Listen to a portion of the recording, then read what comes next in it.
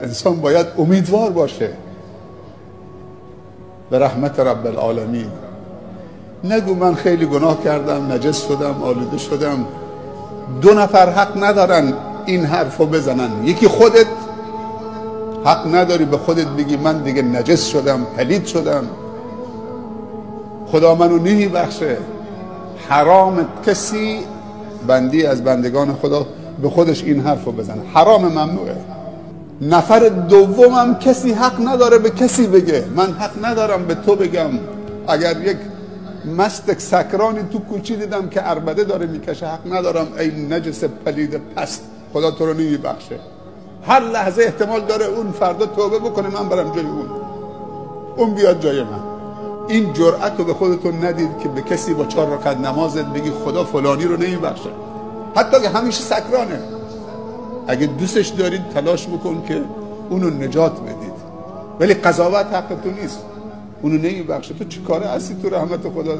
اینقدر شرابخوارا و عیاشا و هنرپیشه ها و خواننده هایی که یک عمر عیاشی کردن آمدن شخصیت های بزرگی و دعوتگران و مصلحان بزرگی شدن.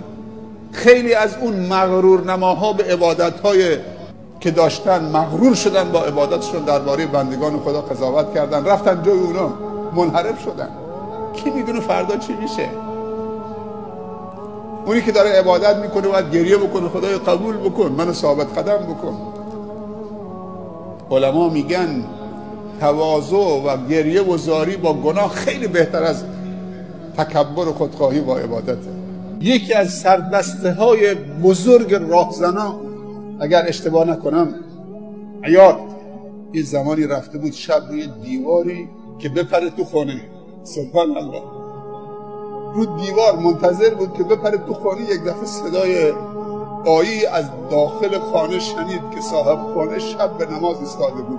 زمانی که این رفته بود چه اون خانه رو بزنه. قدیم خود دیگه برقی نبوده، سر صدایی نبوده، خلوت. رو دیوار نشسته بود که بپره.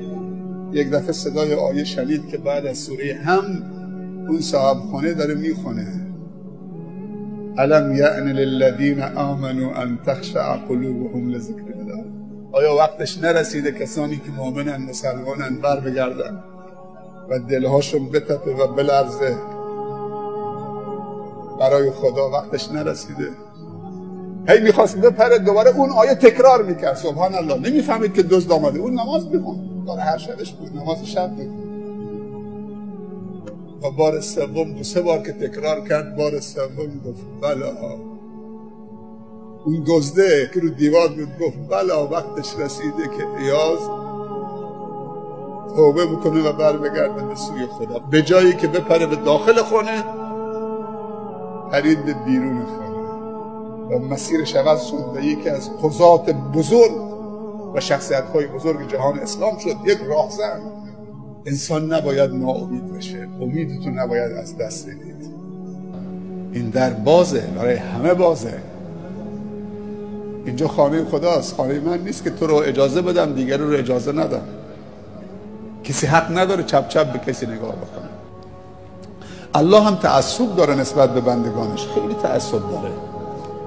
الله به ابلیس گفته تو 1 سال، 2 سال، 30 سال، 40 سال بندگان منو گمراه میکنید، فکر میکنید که به قول زنجیر کشیدید، دیگه مطیعتان مال تو هم از من گرفتید، ولی من یه داغی بر دلت میذارم.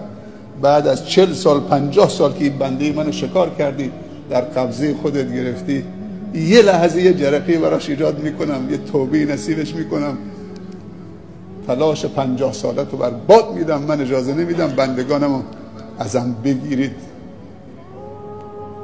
الله غیرت داره، تعصب داره نسبت به بندگانش. این تعصب خدا نسبت به بندگانش و مهرورزیش. خدای نگاه به خطاهای ما مکن، به اشتباههای ما مکن، به گناههای ما مکن. نگاه به اون رحمت بیکران خودت بکن که از خشمت سبقت گرفته. سبحان الله، یک قطره رحمت تو میتونه گناه 100 ساله ما رو برباد بده، ذره ذره بکنه، بسوزونه.